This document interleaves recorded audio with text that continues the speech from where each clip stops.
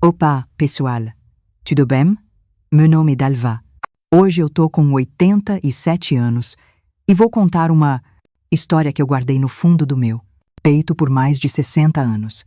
Se você tá vendo esse vídeo, talvez Deus tenha te colocado aqui por algum motivo, né? Antes de começar, se puder, clica aí no joinha e se inscreve no canal. E me conta nos comentários de onde você está assistindo. Eu adoro saber que minhas histórias chegam em gente de todo lugar. Era 1960. Eu tinha só 22 aninhos. A gente morava numa cidadezinha no interior de Minas Gerais, sabe? Daquelas onde todo mundo conhece todo mundo.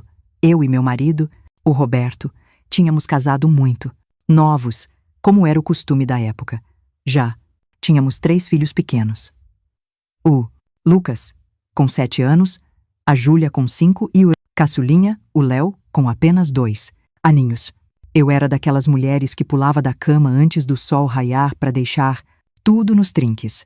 Lavava roupa na beira do rio com as outras mulheres da vizinhança, fazia pão caseiro toda manhã, cuidava da hortinha ali nos fundos de casa.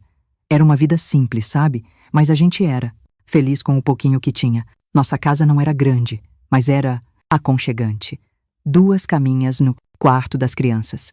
Uma cozinha com fogão a lenha, onde todo mundo se juntava nas noites frias. E o nosso quarto de casal, com uma cômoda que eu ganhei da minha mãe quando casei. O chão era de terra batida mesmo, mas todo sábado eu passava uma goma, misturinha de água e barro vermelho para deixar ele mais bonito e firme. As janelas não tinham vidro, só umas tampas de madeira que a gente fechava quando chovia ou fazia muito frio. O Roberto trampava na serraria da cidade. Ele saía de casa quando o galo ainda nem sonhava em cantar e voltava só quando o sol já estava se pondo. O dinheiro era curto, mas nunca faltou. Comida na mesa, nem roupa limpa para vestir. Ele não era um homem de muita conversa, sabe? Nem de ficar fazendo carinho, mas eu acreditava que do jeito dele, ele me amava. Foi numa tarde de março de 1960. Tava um calorão, daqueles que a roupa gruda no corpo, sabe? Foi quando recebi uma carta da minha tia Cida. A carta dizia que minha prima Sônia tinha ficado viúva. Assim, do nada. O marido dela, que trabalhava com construção, caiu de um andaime e morreu em hora. Ela ficou sozinha, com um filho de 3 anos, sem dinheiro, sem trabalho e sem ter para onde ir. Minha tia perguntava se a gente podia receber ela por uns meses, até ela conseguir se reerguer. Quando Roberto chegou do trabalho, eu mostrei a carta para ele. Ele leu em silêncio, com aquele jeitão sério dele. E depois só falou: "Bom, se é da família, a gente tem que ajudar, né?" Naquela mesma noite, escrevi uma carta de resposta, dizendo que a Sônia seria bem-vinda em nossa casa pelo tempo que precisasse. 3 semanas depois, numa quinta-feira, ela chegou. Caramba! Eu não via a Sônia desde que a gente era adolescente. Ela tinha se mudado para Belo Horizonte quando casou, quase 10 anos antes. Quando ela desceu do busão, com o filhinho pela mão, eu quase não a reconheci. Não era mais aquela menina magrinha que brincava comigo de boneca. Ela tava um mulherão, de feições e delicadas, apesar das olheiras fundas, e com um corpo que mesmo escondido pelo vestido preto de luto, chamava a atenção. "Prima Dalva", ela disse, já me abraçando com os olhos cheios d'água. "Nossa, nem sei como te agradecer por me receber." A gente arrumou um cantinho para ela e pro filho no quarto das crianças. Não, era o ideal, mas era o que a gente podia oferecer. As crianças ficaram animadas com a novidade e logo fizeram amizade com o primo. Nos primeiros dias, a Sônia quase não falava. Ficava horas olhando pela janela com o olhar perdido. Eu entendia o luto dela e tentava dar um espaço, mas também chamava ela para me ajudar nas tarefas de casa, para ver se ela se distraía. Com o passar das semanas, ela foi saindo daquele estado de quase zumbi. Começou a me ajudar com gosto nas coisas de casa, brincava com as crianças. Até sorria de vez em quando. Ela tinha umas mãos boas para costura e começou a fazer uns remendinhos em roupas para algumas vizinhas, conseguindo um dinheirinho. Aos poucos, aquela mulher triste foi dando lugar a uma Sônia mais parecida com a prima alegre que eu lembrava da infância. Foi quase 2 meses depois da chegada dela que comecei a notar algo estranho. O Roberto, que sempre chegava acabado do trabalho e mal falava durante o jantar, começou a chegar mais cedo em casa. De repente, ele tinha energia para brincar com as crianças, para conversar durante a janta. Ele até começou a fazer uns reparos pela casa que eu pedia há anos. Poxa, que bom que você tá mais contente, eu disse uma noite, enquanto a gente se preparava para dormir. Ah, deve ser, porque eu tô menos cansado. Ele respondeu, sem nem olhar na minha cara. Num domingo, fomos todos à missa, como de costume. Na volta para casa, a Sônia disse que estava com dor de cabeça e preferiu ficar descansando enquanto eu levava as crianças para brincar na praça. Quando a gente voltou, algumas horas depois, encontrei o Roberto em casa. O que era estranho, porque ele sempre ia pro bar do seu Osmar com os amigos no domingos à tarde. Voltei mais cedo, porque estava passando mal do estômago, ele explicou. A Sônia estava na cozinha preparando um chá com as bochechas todas coradas. Fiz um chazinho pro Roberto. Ela disse, aprendi como, minha mãe. É bom pra dor de estômago. Naquela noite, enquanto eu lavava a louça do jantar, fiquei pensando, será que eu estava imaginando coisas? Afinal, a Sônia era minha prima, estava de luto e o Roberto nunca tinha me dado motivo para desconfiar. É só coincidência, eu disse para mim mesma, mas as coincidências continuaram acontecendo. O Roberto chegava cada vez mais cedo. A Sônia sempre dava um jeitinho de estar no mesmo cômodo que ele. E quando nossos olhares se cruzavam, ela desviava o dela rapidinho como se estivesse escondendo alguma coisa. Um dia, no início de junho, eu estava estendendo roupa no varal, lá nos fundos, quando ouvi umas risadas vindo do barracão onde a gente guardava as ferramentas. Reconhece na hora a risada da Sônia, seguida por uma voz de homem, falando baixo. Eu fiquei paralisada, com um lençol molhado pingando entre meus dedos. Aquela voz era do Roberto, que deveria estar trabalhando na serraria naquela hora. Com o coração batendo na boca, eu me aproximei devagarinho do barracão. A porta estava entreaberta e pela fresta eu vi uma cena que, meu Deus, nunca mais ia sair da minha cabeça. A Sônia estava sentada em cima da mesa velha de madeira, com as pernas em volta da cintura do Roberto. Eles se beijavam. Se beijavam como se o mundo fosse acabar. E se adalba. Desconfiar? Ouvi a Sônia perguntar entre os beijos. Relaxa, o Roberto respondeu. Ela não saca nada. É bobinha demais. Sempre foi. Eu senti como se o chão tivesse sumido debaixo dos meus pés. Gosto amargo subiu pela minha garganta e eu tive que tampar a boca para não gritar. Voltei para dentro de casa, tropeçando nas próprias pernas. Sentei na mesa da cozinha e fiquei ali, olhando para o nada, até as crianças voltarem da escola. Durante o jantar naquela noite, eu fingi que nada tinha acontecido. Servia comida, respondi quando me perguntavam algo. Sorri quando esperavam que eu sorrisse, mas por dentro eu estava em pedaços.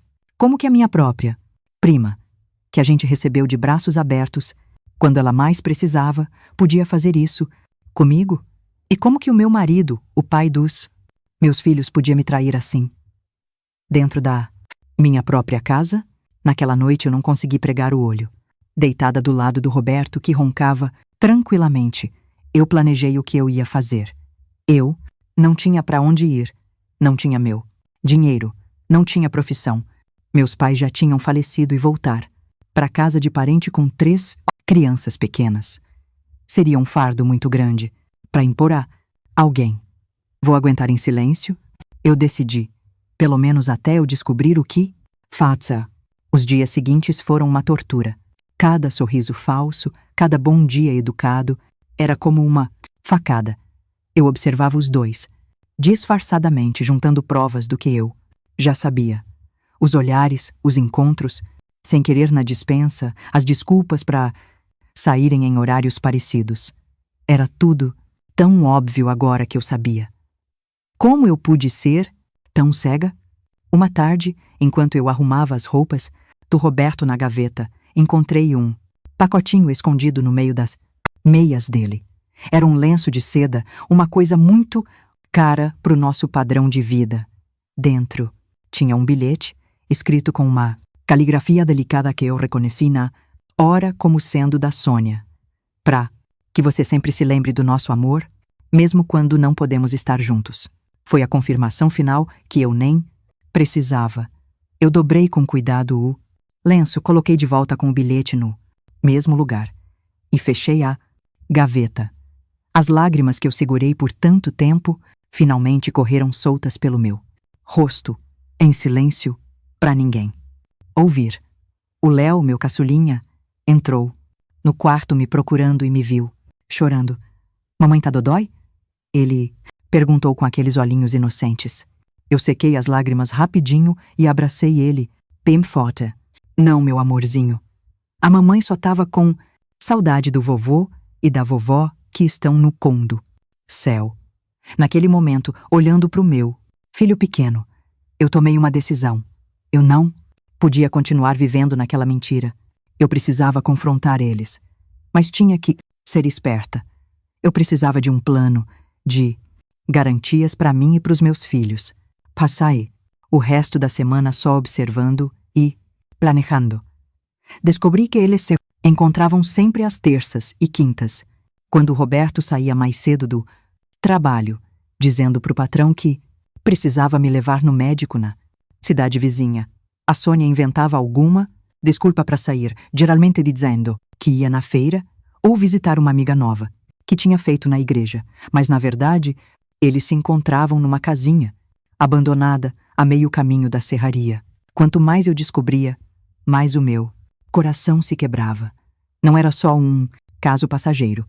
Eles faziam planos pro futuro. Eu ouvi quando a Sônia disse que o filho dela precisava de um pai e o Roberto respondeu que estava pensando em maneiras de resolver isso. Eu senti um frio na espinha ao imaginar o que ele considerava resolver. Foi então que eu encontrei o bilhete no bolso da calça dele, quando eu fui lavar. Foi como se Deus tivesse colocado aquele papel nas minhas mãos, para eu não ter mais nenhuma dúvida do que eu precisava fazer.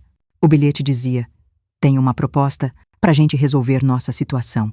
Me encontra amanhã no lugar de sempre. Tô contando os minutos. E naquela noite de junho de 1960, eu dormi com aquele bilhete escondido debaixo do meu travesseiro.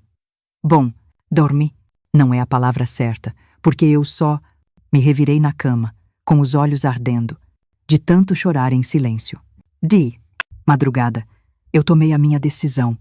No dia seguinte, quando o Roberto saísse para trabalhar, eu ia seguir a Sônia até o tal encontro. Eu precisava ouvir com meus próprios ouvidos o que eles estavam planejando. O dia amanheceu com uma garoa fina e um céu cinzento, como se o tempo compartilhasse da minha tristeza. Preparei o café da manhã, como sempre.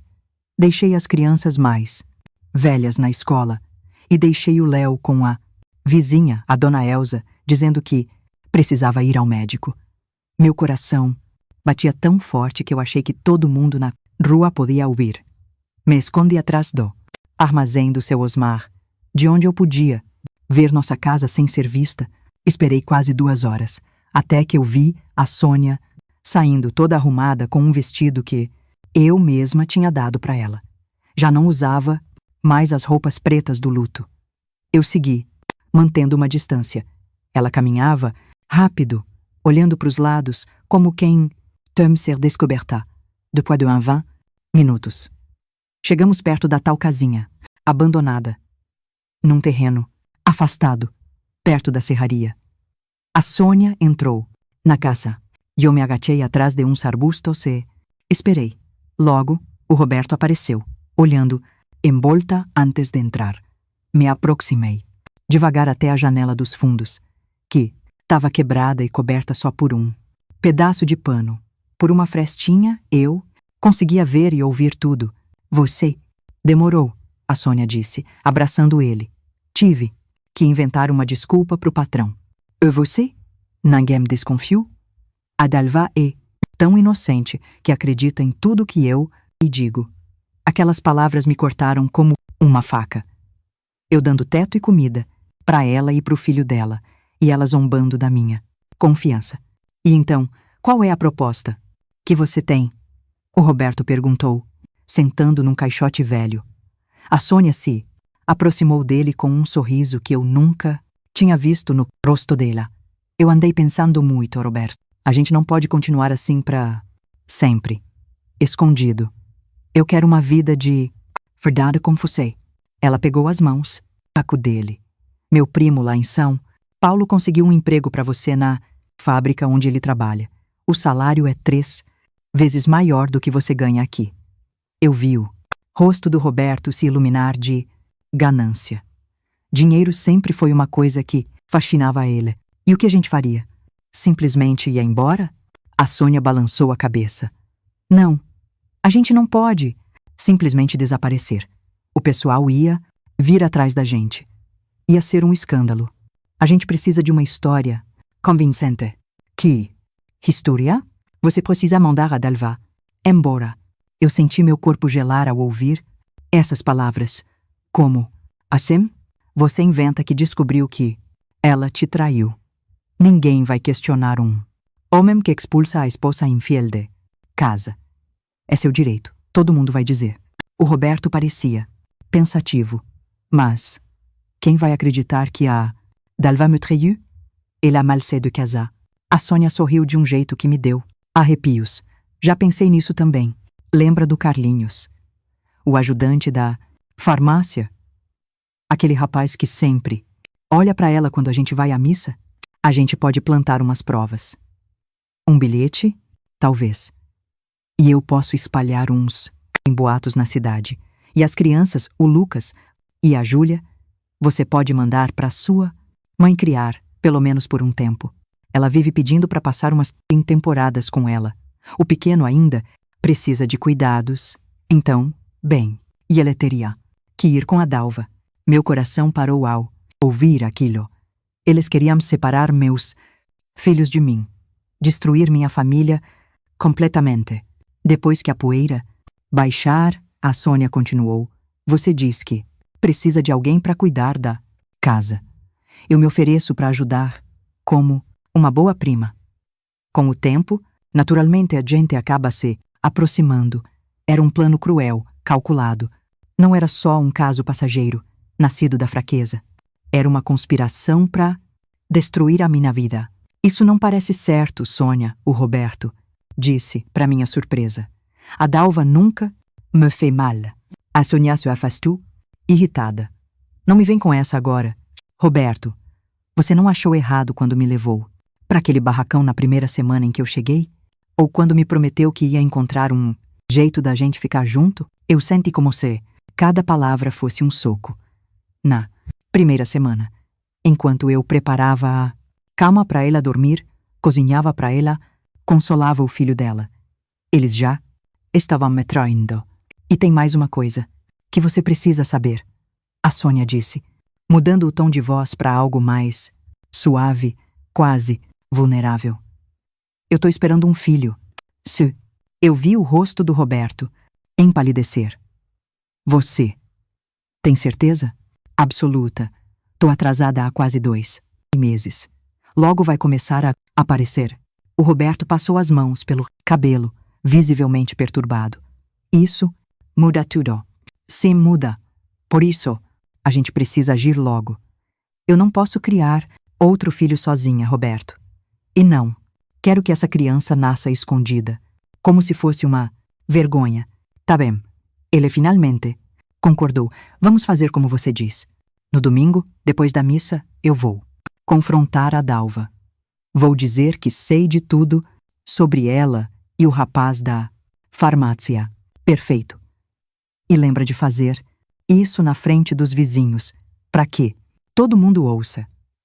Quanto mais testemunhas, melhor para você. Ele sellaram o acordo com um beijo apaixonado.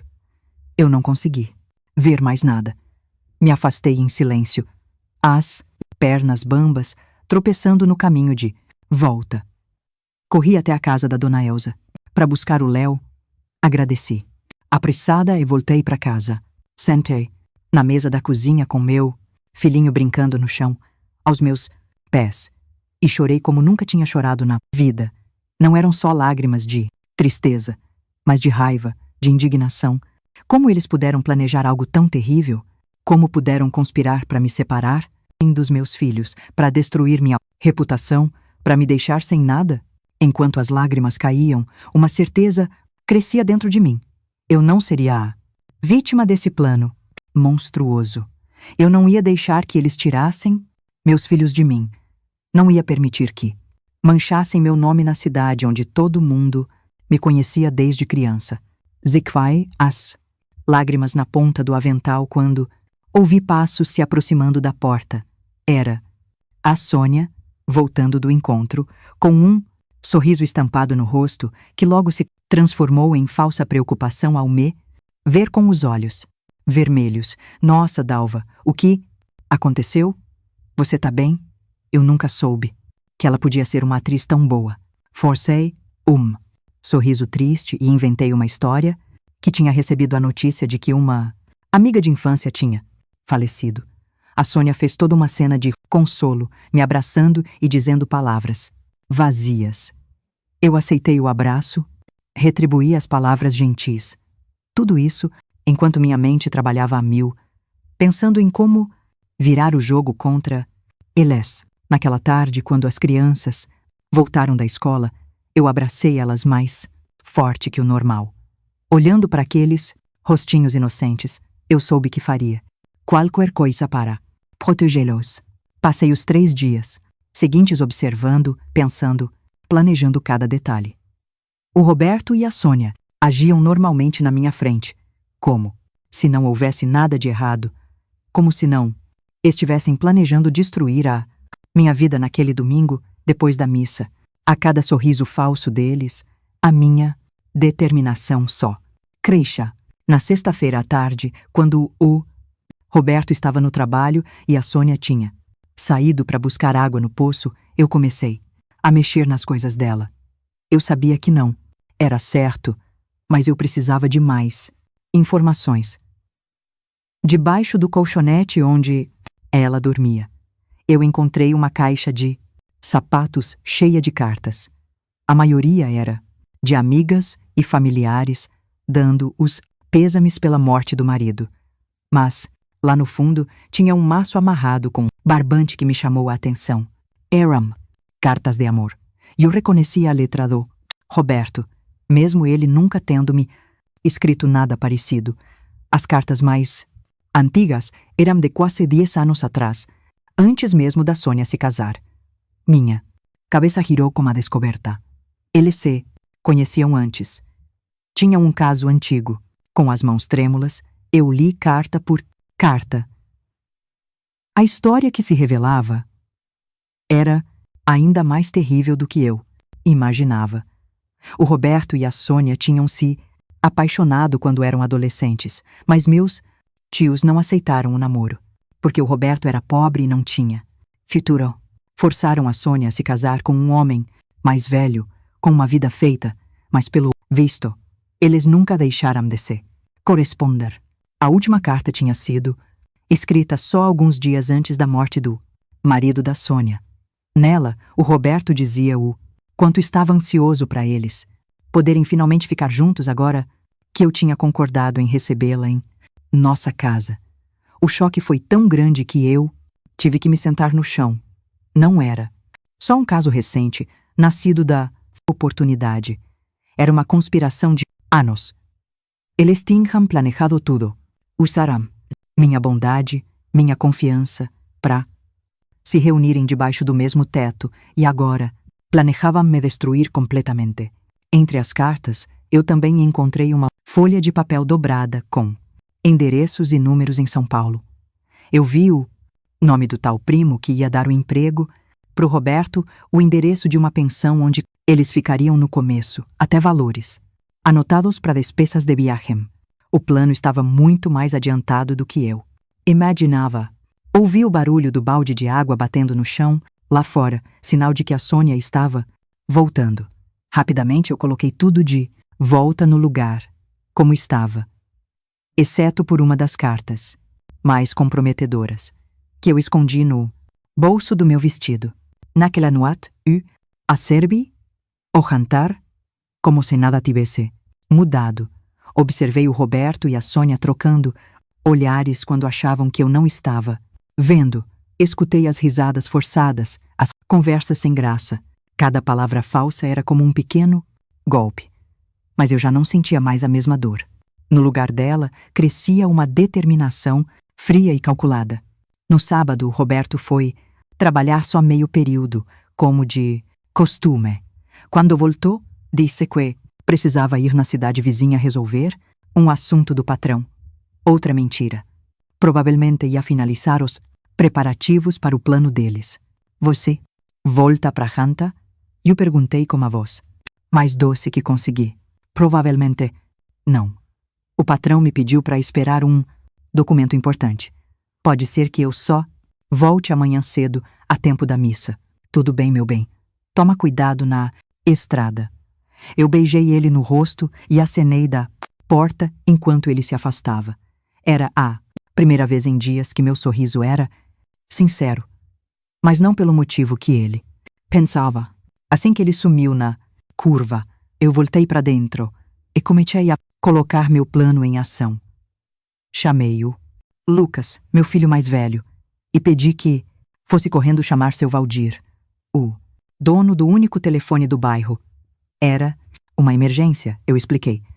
Quando seu Valdir chegou, eu pedi para usar o telefone dele para fazer uma ligação interurbana urgente. Era um favor caro, que eu estava pedindo, mas expliquei que era questão de vida ou morte. Claro, dona Dalva, a senhora sempre ajudou todo mundo por aqui. Pode usar o telefone o tempo que precisar. Na casa do seu Valdir. Com as mãos tremendo, eu disquei o número do meu tio, Nelson, irmão do meu falecido pai, que morava em São Paulo. Quando eu ouvi a voz dele, do outro lado da linha, as lágrimas que eu tentei segurar com tanta força, finalmente caíram. Tio Nelson, eu disse com a voz embargada, eu preciso da sua ajuda. Meu tio Nelson sempre foi um homem de poucas palavras, mas de muita ação. Quando eu terminei de contar toda a história, houve um silêncio do outro lado da linha que me gelou a espinha.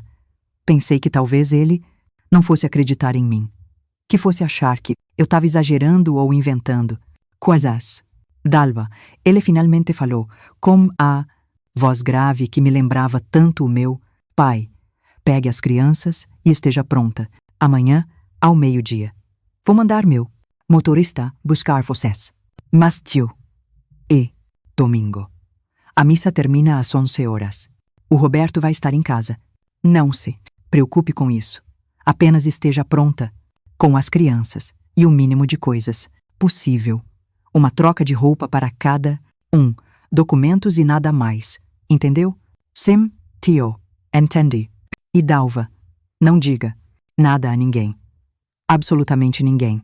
Quando eu voltei para casa, minha cabeça fervilhava com 1000 pensamentos. Como?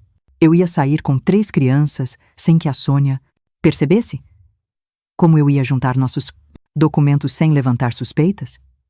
E o mais importante, como eu ia enfrentar o domingo, sabendo que o Roberto planejava me humilhar publicamente depois da missa? Entrei pela porta dos fundos e encontrei a Sônia brincando com as crianças na sala. Ao me ver, ela sorriu com aquele sorriso falso que agora eu reconhecia tão bem. Onde você estava, Dalva? Fiquei preocupada. Fui até a casa da dona Lourdes. Eu menti. Filha dela tá doente e me pediram pra fazer uma sopa. Você, sempre ajudando. Todo mundo, né? Ela disse com falsa admiração. Como está a menina? Vai ficar. Ah, bem. É só uma febre forte. Enquanto eu preparava o jantar, eu pensava em cada detalhe do que eu precisaria fazer. Teria que agir com muito cuidado para não despertar suspeitas. Decidi que naquela noite, depois que as crianças dormissem, eu começaria a separar o que a gente levaria. Durante o jantar, a Sônia mencionou várias vezes como estava ansiosa para a missa do dia seguinte, que o padre ia falar sobre um tema muito especial. Agora eu entendia o porquê da ansiedade dela. Não era pela missa do padre, mas pelo show que o Roberto planejava fazer na saída, me acusando de traição na frente de toda a comunidade.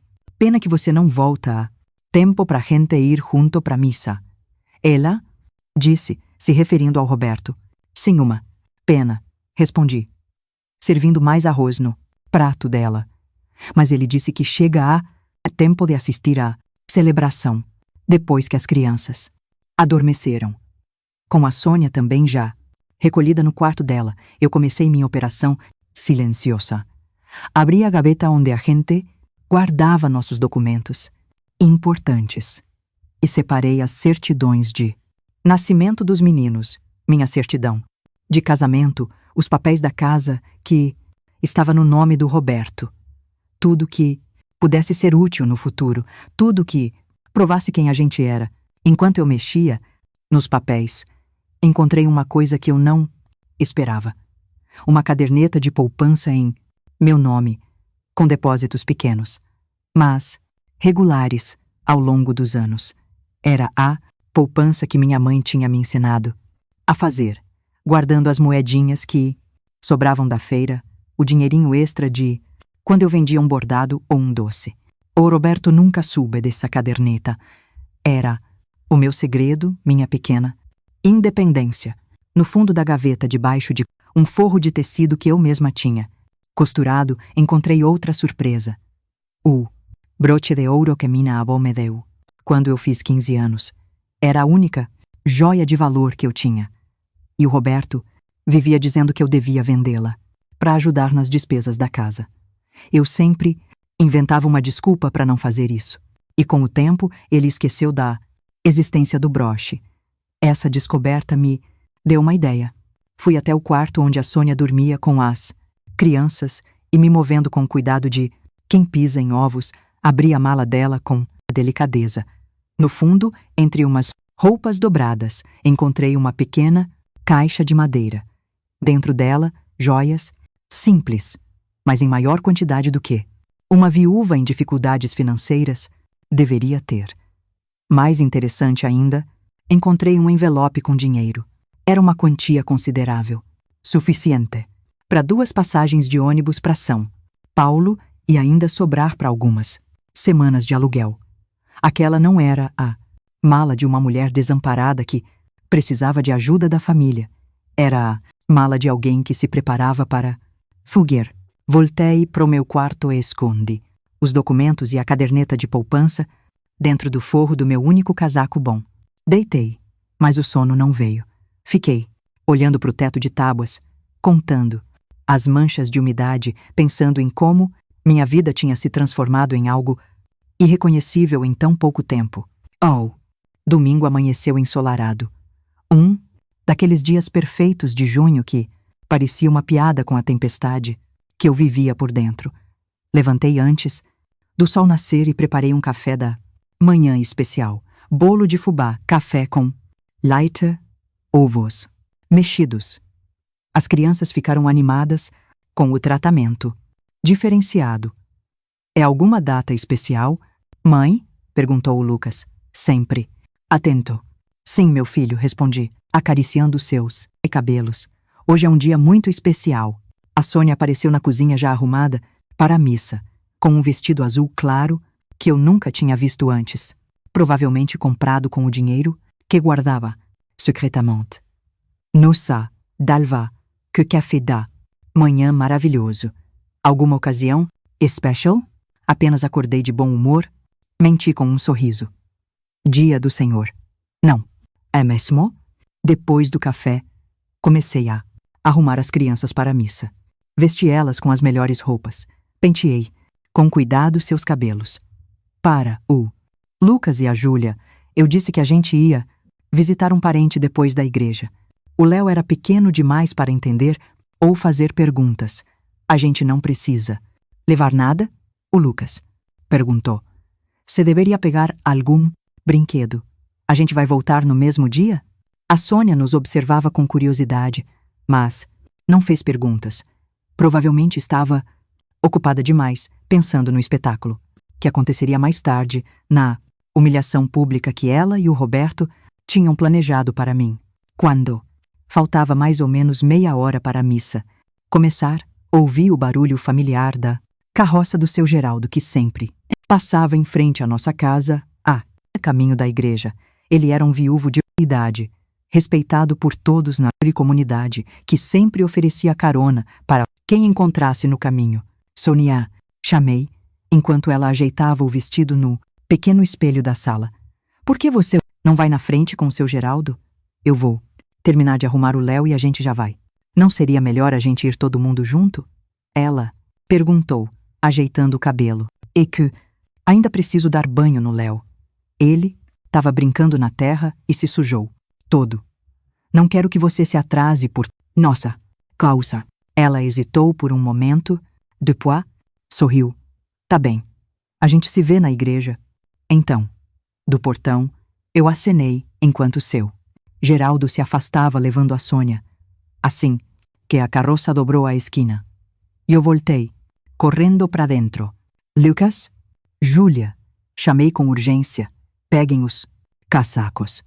Vamos sair. Mas mãe... E a missa? A Júlia perguntou, confusa. Hoje não. Vamos à missa, querida. Temos um compromisso mais importante. Vesti-o. Li-o rapidamente. Peguei o pequeno trouxa que eu tinha preparado escondida durante a madrugada e saímos pelos fundos da casa. Em vez de seguir pela rua principal que levava à igreja, pegamos um atalho pelos quintais das casas vizinhas. Algumas pessoas que encontramos no caminho nos probo, olharam com curiosidade, mas eu apenas sorria e acenava, como se estivéssemos só num passeio de domingo. Pra onde a gente tá indo, mãe? O Lucas perguntou, segurando minha mão com força. Vamos fazer uma viagem, meu filho. Uma aventura. E o papai? Ele não vem? Senti um aperto no peito.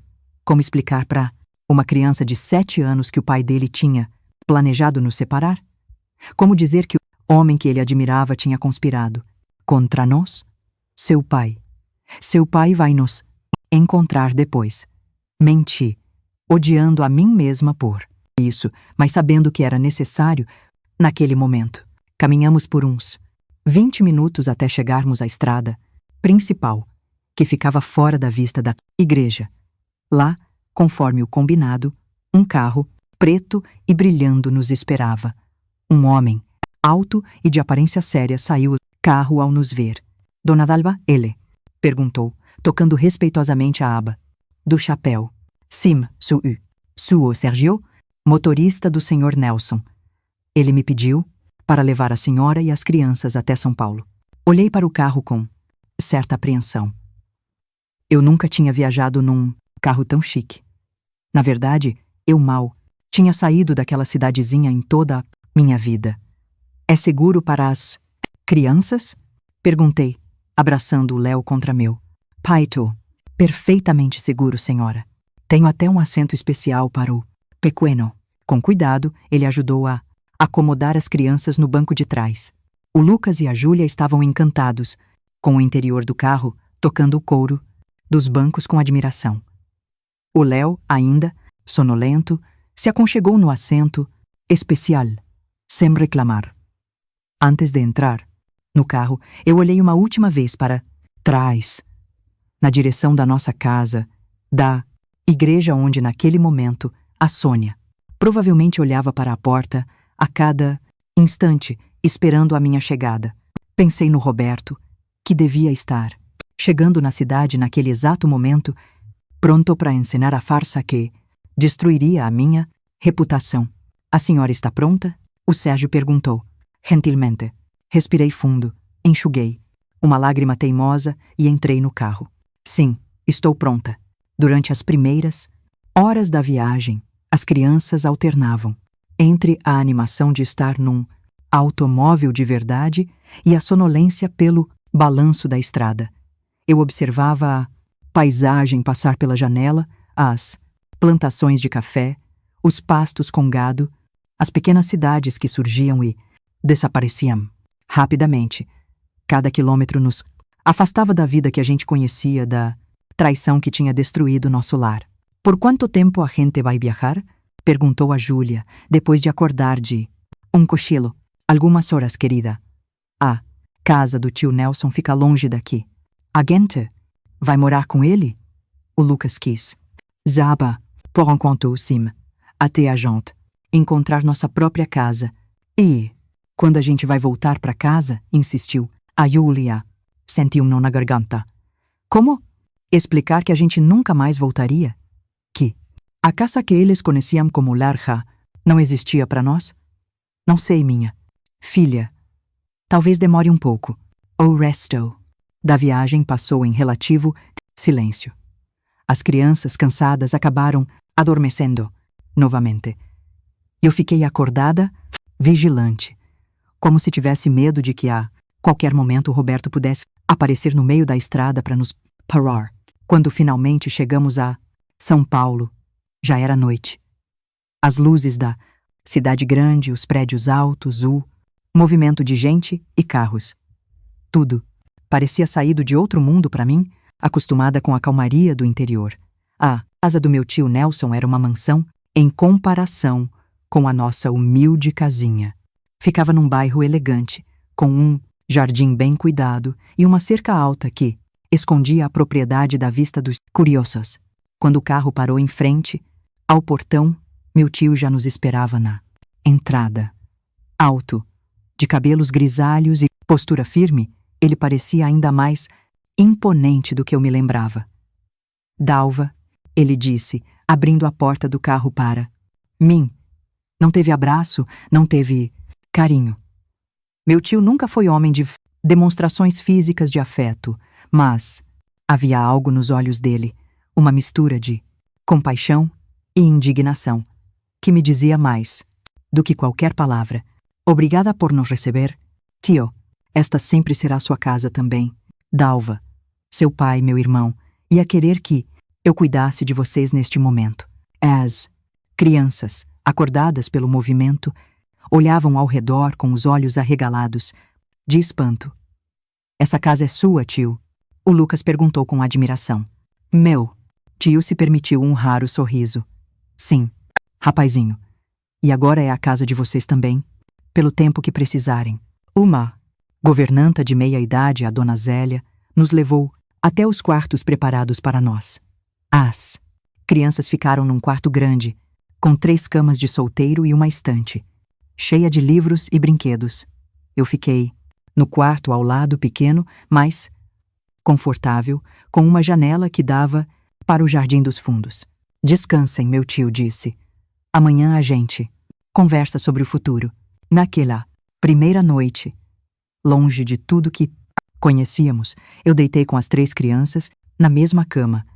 Nenhum de nós estava acostumado com a separação e eles precisavam do conforto da minha presença, tanto quanto eu precisava senti-los perto de mim. Mãe? O Lucas sussurrou, quando pensou que os irmãos já dormiam. O papai fez alguma coisa errada, não foi? Por isso a gente está aqui. Olhei para o meu filho mais velho, surpresa com a percepção dele. Aos 7 anos, ele já entendia mais do que eu imaginava. Por que você acha isso, meu filho? Porque você tá triste. E porque a gente saiu escondido, sem falar nada pra ninguém, que nem na história do Moisés, que a professora da escola dominical contou. Sorri com a comparação. Sim, meu filho. Seu pai. Seu pai fez umas escolhas que nos machucaram. Mas nós vamos ficar bem, eu prometo. Ele assentiu, como se já soubesse disso o tempo todo. e fechou os olhos, se aconchegando mais em mim.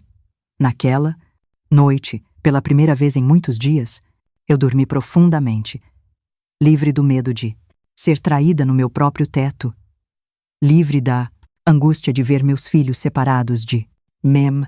Eu não sabia o que o futuro nos reservava, mas sabia que, pelo menos por enquanto, estávamos seguros. Na manhã seguinte, acordei com os raios de sol entrando pela janela. Por um instante eu fiquei confusa. O quarto era diferente, a cama macia demais, o silêncio incomum. Então tudo voltou de uma vez. A traição, a fuga, a casa do meu tio. Olhei para meus filhos ainda adormecidos, seus rostinhos serenos, totalmente alheios à tempestade que tinha virado nossas vidas de cabeça para baixo. Levantei sem fazer barulho e fui até a janela. O jardim da casa do meu tio era um espetáculo de cores e cheiros, rosas, hortênsias, jasmins, tão diferente do nosso pequeno quintal de terra batida, onde eu cultivava algumas ervas e um pé de manjericão. De repente, fui tomada por uma saudade que eu não esperava sentir. Não do Roberto, não da vida que a gente teve, mas da minha independência, por mais modesta que fosse. Naquela casinha humilde, eu era dona. Eu decidia o que plantar, o que cozinhar, como criar meus filhos. Ali, naquela mansão, eu era apenas a sobrinha, desamparada. Meus pensamentos foram interrompidos por uma leve batida na porta. Era Dona Zélio, o governante, trazendo uma bandeja com café da manhã.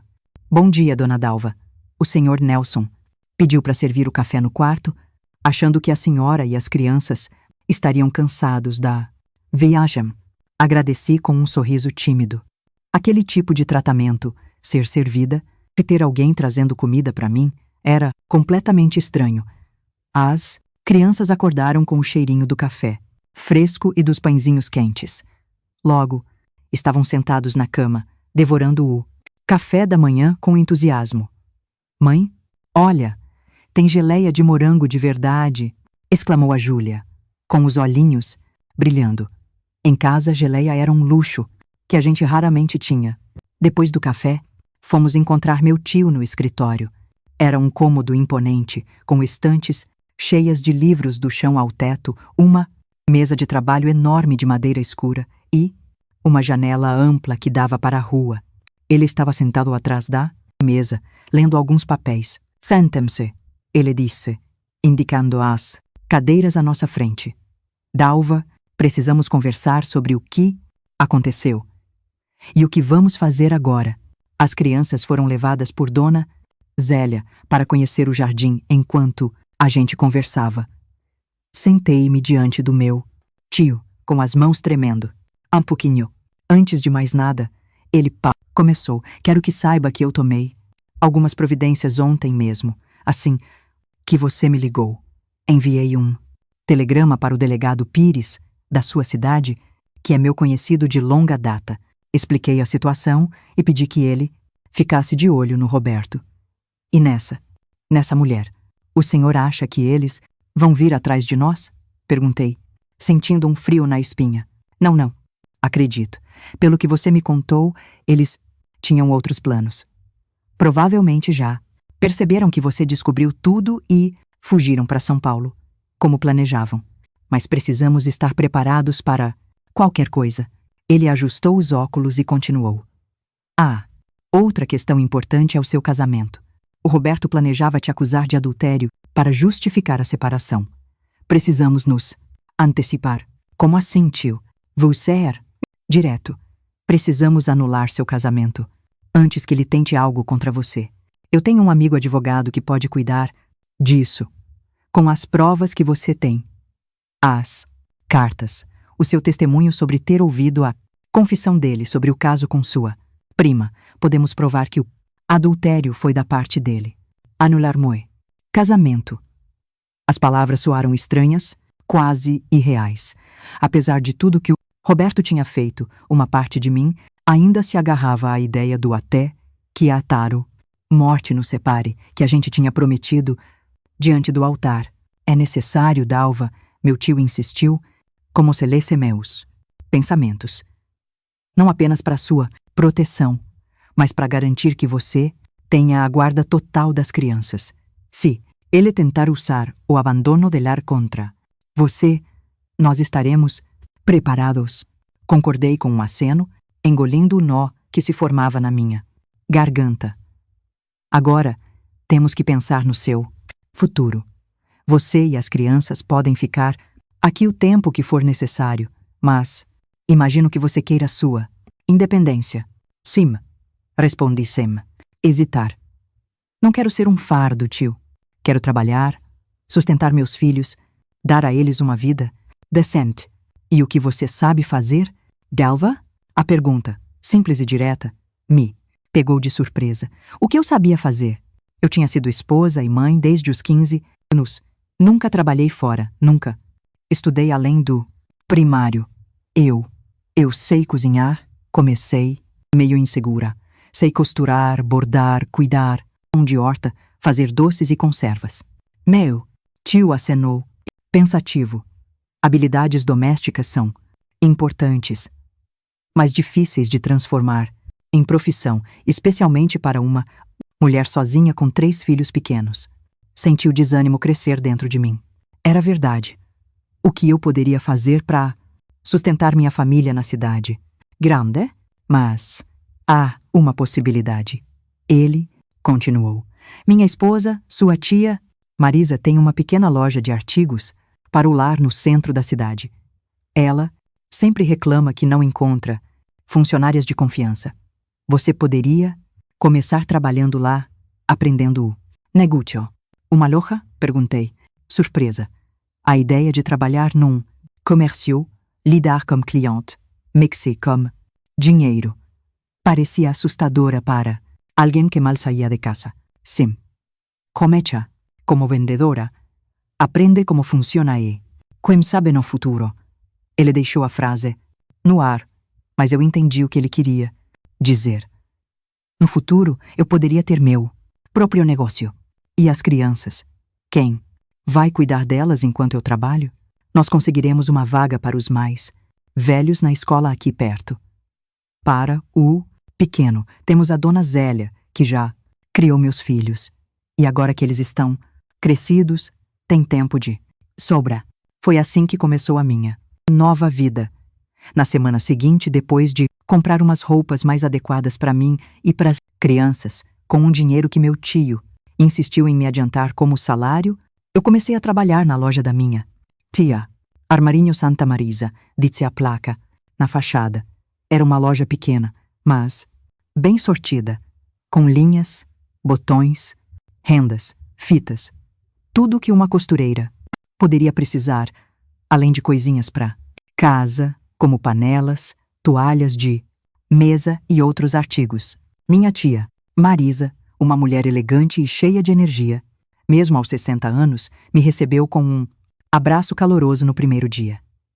Dalva, minha querida, o Nelson me contou tudo. Que situação terrível. Mas você fez a coisa certa. Uma mulher tem que se valorizar. Ela me mostrou a loja. Explicou o funcionamento, onde cada coisa ficava, como atender os clientes, como registrar as vendas no livro, caixa. Era muita informação de uma vez só e eu me senti completamente perdida. Não se preocupe, ela disse, notando minha expressão assustada. Ninguém nasce sabendo. Você vai aprender rápido. E eu aprendi. Os primeiros dias foram difíceis. Eu tremia quando tinha que atender um cliente sozinha. Gaguejava para dizer os preços, me confundia com os trocos. Mas aos poucos fui pegando o jeito. Descobri que tinha facilidade para lembrar onde cada produto estava e que meu conhecimento de costura era útil para aconselhar as clientes. Uma semana se transformou em um mês em 3. As crianças se adaptaram bem à nova vida.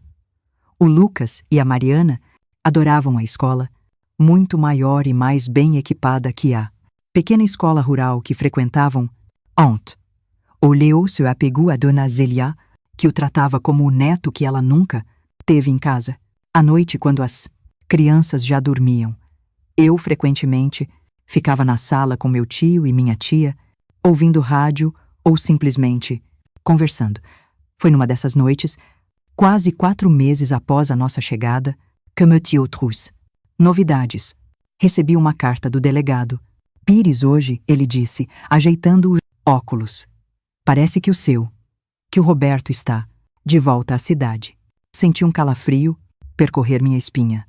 Ele está me procurando? Não, exatamente. Segundo o delegado, o Roberto voltou sozinho, sem a tal da Sônia. Aparentemente as coisas não deram certo em São Paulo. E o que ele está fazendo lá? Perguntei, com uma parte de mim ainda curiosa sobre o homem que um dia foi meu marido. Está trabalhando na mesma serraria, morando na mesma casa. O delegado disse que ele anda perguntando por você e pelas crianças, mas não de forma agressiva. Parece mais arrependido. Arrependido. A palavra ecoou na minha mente. Seria possível, depois de tudo que ele havia planejado, depois de toda a traição? Não importa, minha tia. Interveio, percebendo minha hesitação.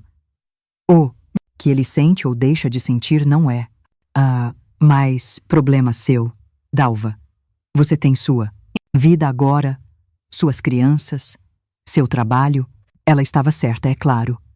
Nos meses seguintes, eu procurei afastar o Roberto dos meus pensamentos. Me concentrei no trabalho, nas crianças, na reconstrução da nossa vida. Minha tia, vendo meu interesse e dedicação, começou a me ensinar mais sobre o negócio. Como fazer pedidos aos fornecedores, como calcular margens de lucro, como gerenciar o estoque. Um ano se passou. O processo de anulação do casamento foi finalizado, oficializando o que já era a realidade. Eu era uma mulher livre, sozinha, mas dona do meu destino. As crianças cresciam, saudáveis e felizes, totalmente adaptadas à vida na cidade grande. Numa tarde de sábado, quando a loja estava particularmente movimentada, atendi uma senhora elegante que procurava rendas finas para um vestido de batizado.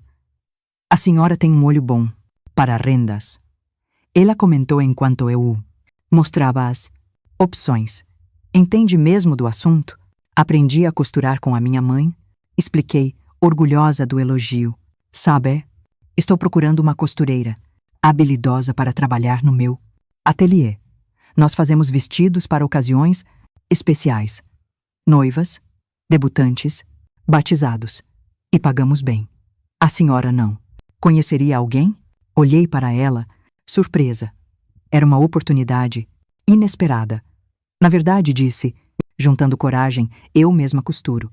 Fazia todos os vestidos da minha família. A senhora Dona Helena, como vinha saber, pediu que eu fizesse uma amostra do meu trabalho. Passei o domingo inteiro costurando um pequeno enxoval de batizado com as rendas mais finas que minha tia me deixou levar para casa. Quando entreguei a peça na segunda-feira, Dona Helena ficou impressionada. Seu ponto é perfeito. E esse acabamento, quando pode começar. Foi assim que, além de trabalhar na loja da minha tia durante o dia, eu passei a costurar para o ateliê de Dona Helena nas noites e fins de semana. O trabalho era duro, mas gratificante. Com o dinheiro extra, consegui alugar um pequeno apartamento para mim e meus filhos. 2 quartos, uma sala, cozinha e um banheiro. Era simples, mas era nosso. A independência que eu conquistei naqueles 2 anos era como um bálsamo para as feridas deixadas pela traição. Eu não precisava mais depender da caridade dos meus tios, embora eles continuassem sendo um apoio fundamental na minha vida. As crianças estavam bem. Eu tinha meu trabalho, minha casa, minha dignidade. Foi quando tudo parecia, finalmente no lugar que a vida me trouxe, outra reviravolta.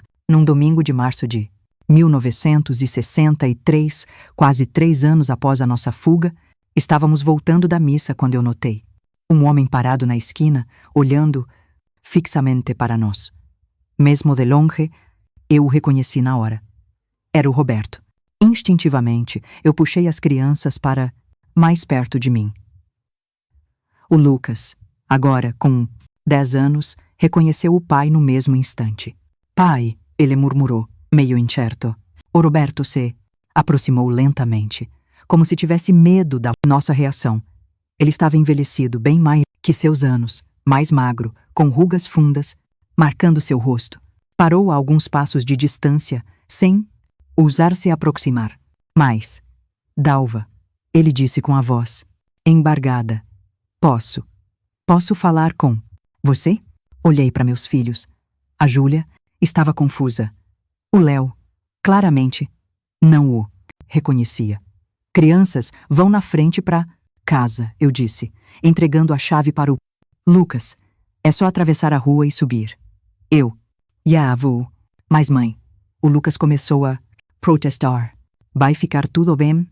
Assegurei. Eu preciso conversar com seu pai. Quando as crianças se afastaram, virei-me para o Roberto, cruzando os braços na defensiva. Como você me encontrou? Não foi fácil, ele respondeu passando a mão pelo cabelo já grisalho. Eu fui a várias igrejas da região, todos os domingos. Sabia que você nunca deixaria de ir à missa. O que você quer? Roberto? Perguntei, mantendo a voz firme, apesar do turbilhão de emoções dentro de mim. Eu quero pedir perdão a ele, disse, olhando diretamente nos meus olhos.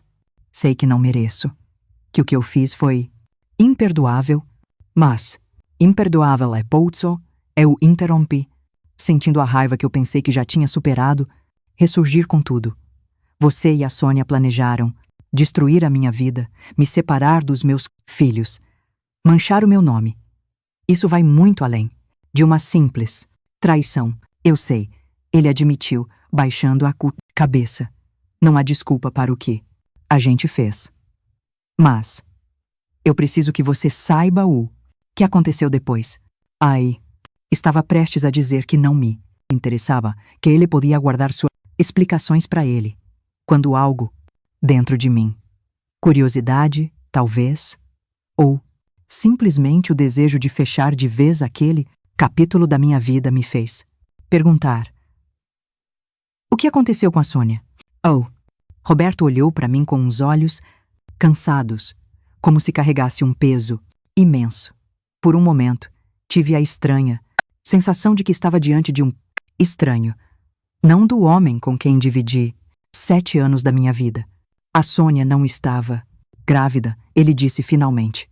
Era mais a uma mentira dela. Para me pressionar. Quando a gente chegou em São Paulo, as coisas não foram como planejado. O emprego que o primo dela tinha prometido não existia. Na verdade, ele mal nos recebeu. Incomodado com a nossa chegada inesperada, ele fez uma pausa, passando a mão pelo rosto cansado. Eu me mantive em silêncio, esperando que ele continuasse. A gente ficou hospedado numa pensão barata. O dinheiro que tínhamos, que ela tinha guardado secretamente, acabou em poucas semanas. Eu comecei a trabalhar como ajudante numa construção, ganhando uma miséria. A Sônia ficava o dia todo na pensão, reclamando de tudo, exigindo uma vida melhor. Quando eu cobrei ela sobre a tal gravidez, ela admitiu que tinha inventado tudo. Uma parte de mim sentiu uma satisfação amarga com aquela história. Era como se o destino tivesse se encarregado de punir os dois por mim. O que mais aconteceu? Um dia, eu voltei do trabalho e ela tinha sumido. Levou o pouco dinheiro que eu tinha conseguido juntar, umas coisinhas que a gente trouxe de casa, e desapareceu. Deixou só um bilhete, dizendo que eu era um fracassado e que ela merecia mais da vida. Tive que conter um riso irônico. A Sônia, que se fez de tão sofredora quando chegou na minha casa, sempre foi movida pela ambição. Eu fiquei sozinho, endividado, numa cidade que eu não conhecia. Trabalhei em qualquer serviço que aparecia. Carregador no mercado, municipal, faxineiro, vigia noturno. Durante meses, eu morei em albergues para desabrigados, dividindo quartos minúsculos com estranhos. Foi como viver no inferno. E por que você voltou para nossa cidade? Depois de tanto tempo, perguntei, ainda mantendo uma distância emocional. Eu voltei há quase 2 anos, ele confessou. Depois que juntei dinheiro suficiente para passagem. A vergonha me impediu de procurar por você antes. Além disso, o delegado Pires me avisou que você estava bem, recomeçando a vida, e que seria melhor eu não interferir. É como soube que estávamos em São Paulo? Quando eu voltei, descobri que você tinha fugido naquele domingo. Justamente quando a gente planejava. Quando a Sônia tinha planejado que eu te confrontasse, ele se corrigiu rapidamente. O pessoal da cidade começou a dizer que você tinha ido para a casa de parentes na capital. Eu levei meses, juntando coragem para vir te procurar. Ficamos em silêncio por alguns instantes. Na calçada movimentada de domingo, as pessoas passavam ao nosso redor, famílias voltando da missa, crianças correndo, todos alheios ao drama que se desenrolava ali. Dalva, ele continuou, eu sei que não mereço. Perdão, nem tô pedindo isso. Eu só queria que você soubesse que eu me arrependo profundamente de tudo. Do mal que eu causei a você, às crianças, de ter sido tão fraco. Olhei para ele, tentando sentir ódio, raiva, qualquer emoção negativa que justificasse os anos de dor. Mas o que eu senti foi apenas uma imensa indiferença. O Roberto não significava mais nada para mim. Nem ódio, nem amor. Era apenas uma página virada da minha vida. O que você quer agora, Roberto? Porque me procurou depois de tanto tempo? Eu queria ver as crianças. Saber como elas estão. Se for possível. Se você permitir. Talvez visitá-las de vez em quando. Eu pensei nos meus filhos esperando lá no apartamento. No Lucas, que ainda perguntava pelo pai de vez em quando. Na Júlia, que estava começando a esquecer como ele era. No Léo, que não tinha nenhuma lembrança do pai. Eu não sei se isso seria bom para eles, respondi honestamente. Eu vou precisar pensar, conversar com eles primeiro. Eu entendo, ele disse, aceitando minha resposta, sem protestar. Posso, pelo menos saber como eles estão? O que, por tem feito? Algo na humildade do pedido dele me tocou. Apesar de tudo, ele era o pai dos meus filhos. Eles estão bem. O Lucas tá com 10 anos agora. É um dos melhores alunos da turma. Quer ser médico. A Júlia tem 8. É artística. Adora desenhar e cantar. E o Léo? O Léo está com 5. Começou o jardim de infância. E este ano, eu vi lágrimas nos olhos dele quando mencionei os sonhos do Lucas. E você? Ele perguntou. Como tem sido sua vida? Hesitei por um momento, mas decidi que não havia mal em contar.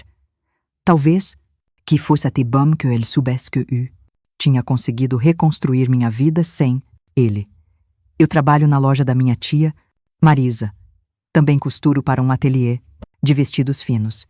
Tenho meu próprio apartamento. Pequeno, mas nosso.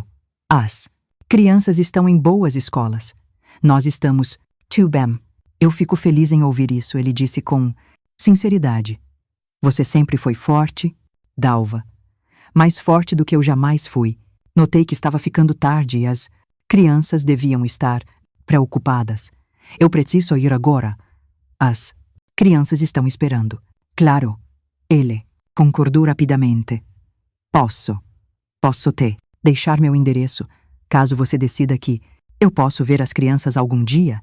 Ele me entregou um pedaço de papel com um endereço na Muca, um bairro operário da cidade. Vou pensar no assunto, prometi, guardando o papel na bolsa. Adiós, Roberto. Adiós, Dalva. E obrigado por me ouvir. Virei-me e caminhei em direção ao meu prédio, sentindo um estranho alívio, como se um peso tivesse sido removido dos meus ombros. Aquele encontro inesperado tinha trazido um encerramento que eu nem sabia que precisava. Quando cheguei ao apartamento, as crianças estavam ansiosas, especialmente o Lucas. Era mesmo o papai? Ele perguntou assim que eu fechei a porta. Sim, respondi, honestamente. Era seu pai. Ele vai voltar para morar com a gente? A Mariana quis saber com seus olhinhos curiosos. Não, querida. Seu pai e eu não estamos mais juntos, vocês sabem disso. Mas a gente pode vê-lo de novo? Insistiu o Lucas. Talvez. Vamos conversar sobre isso outro dia, tá bem? Agora vamos almoçar. Nos dias que se seguiram, eu pensei muito. No encontro com o Roberto. Conversei com minha tia Marisa, que foi categórica. Ele não merece nem olhar para o rosto dessas crianças depois do que fez. Mas também falei com meu tio Nelson, sempre mais ponderado. É uma decisão difícil, Dalva. Por um lado, ele é o pai deles. Por outro, ele abandonou a família da pior maneira possível. Você precisa pensar no que é melhor para as crianças agora, não no passado. 2 semanas depois do encontro, eu tomei a minha decisão. Escrevi uma carta para o Roberto estabelecendo condições claras.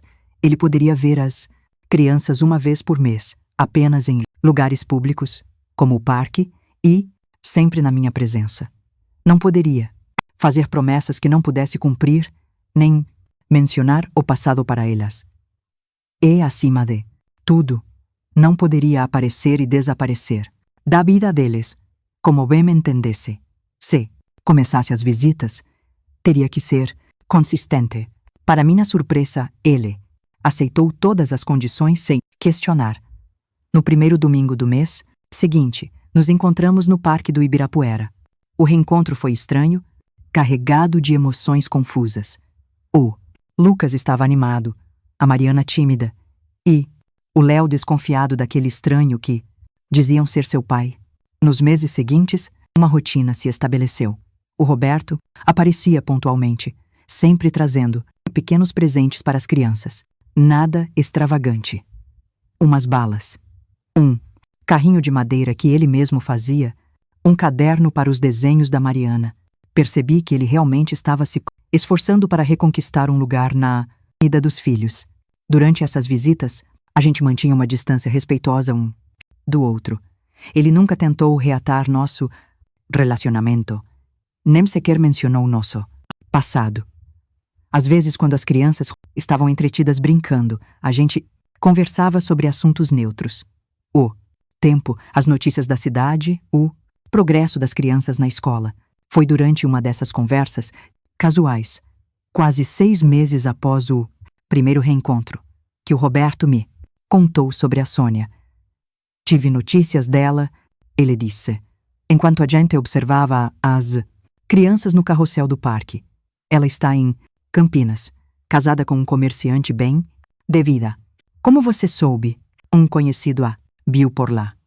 Disse que ela está irreconhecível. Cabelo tingido de loiro, roupas caras, fingindo ser de família, tradicional. Aparentemente, o marido não sabe nada sobre o passado dela. Estranhamente, não senti nenhuma raiva ao ouvir sobre a Sônia. O tempo tinha curado aquela ferida específica. Ela fez outras vítimas. Depois de você? Perguntei. Mais por curiosidade do que por qualquer outro motivo. Pelo que eu soube, você foi a única prima que ela enganou dessa forma, mas ela teve outros homens antes de encontrar o actual marido. E você acha que ela vai continuar com esse jogo de enganação? O Roberto suspirou, olhando para o horizonte. Pessoas como a Sônia nunca mudam de verdade. Mas isso não é mais problema meu, nem seu. Concordei, silenciosamente. A Sônia pertencia ao passado.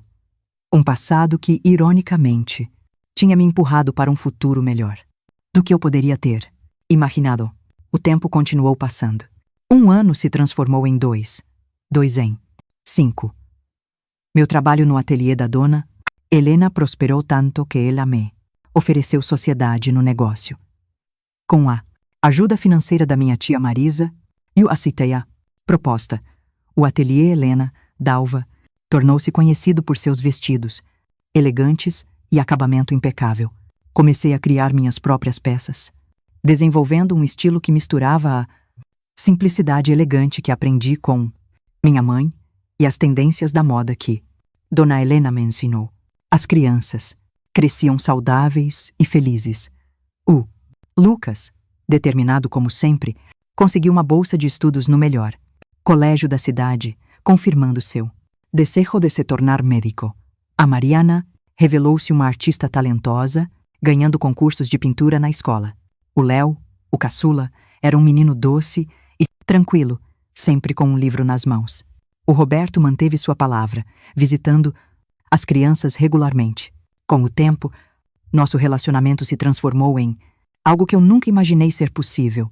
Uma amizade respeitosa, baseada no amor compartilhado pelos nossos filhos. Ele nunca mais se casou, dedicando-se inteiramente ao trabalho e às visitas mensais aos filhos. 1970, 10 anos depois daquela fuga, desesperada, recebi uma notícia que fechou definitivamente o círculo da minha história.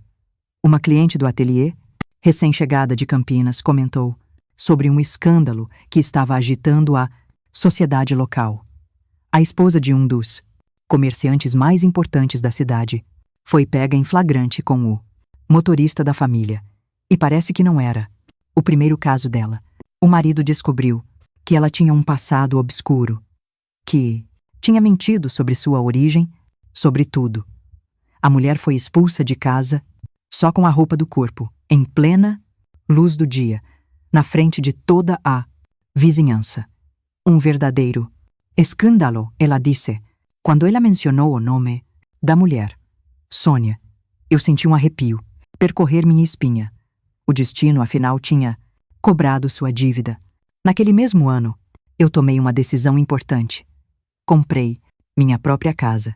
Uma construção espaçosa com um jardim nos fundos, onde finalmente pude plantar minhas próprias rosas e hortênsias, como sempre sonhei. Convidei meus tios para morarem conosco. Eles já estavam idosos e a casa era grande demais, só para mim e para Zara, crianças. Numa tarde de domingo, enquanto a gente tomava um cafezinho na varanda, observando as crianças, agora já adolescentes, brincando no jardim, minha tia Marisa comentou: "Sabe, Dalva, às vezes eu penso que aquela traição foi a melhor coisa que já aconteceu na sua vida." Olhei para ela, surpresa com a observação. "O que a senhora quer dizer?" "Pensa bem," ela explicou, se ajeitando na cadeira de balanço. "Se aquela mulher não tivesse aparecido, se o Roberto não tivesse te traído daquela forma terrível, você provavelmente ainda estaria naquela cidadezinha, vivendo uma vida pequena, sem nunca conhecer seu próprio potencial. A dor te trouxe até aqui, te forçou a descobrir a sua força." Refleti sobre as palavras dela, enquanto observava o Lucas ajudando o Léo com a lição de casa e a Mariana desenhando sob a sombra da jabuticabeira.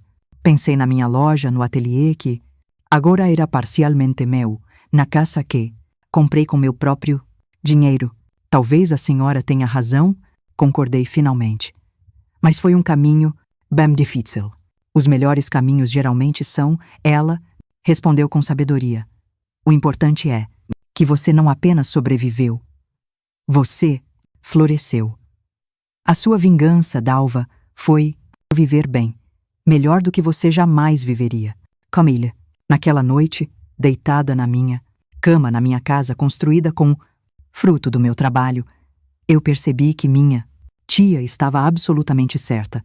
A melhor vingança não foi o destino castigando a Sônia, nem ver o Roberto reconhecendo seus erros. A verdadeira vingança foi a vida plena e digna que eu construí para mim e para os meus filhos. A força que eu descobri em mim mesma, a mulher independente e realizada em que eu me tornei. A traição que deveria ter me destruído no fim das contas, acabou sendo a chave para uma libertação que eu nem sabia que precisava. E essa, meus queridos que me assistem agora, é a maior lição. Aprendi nos meus 87 anos de vida. Às vezes, aquilo que parece ser a nossa maior derrota pode se transformar no começo da nossa maior vitória. A dor nos quebra? Sim. Mas somos nós que escolhemos como nos reconstruir. Mais fortes, mais sábios e mais verdadeiros. A vida sempre nos dá uma segunda chance. Basta a gente ter a coragem de agarrar lá com as duas mãos e não olhar para trás. Bom, meus queridos, se vocês gostaram do meu vídeo, por favor, não se esqueçam de curtir, compartilhar e se inscrever no canal. Isso ajuda muito a vovó aqui a continuar contando mais histórias. Um beijo grande. Até a próxima!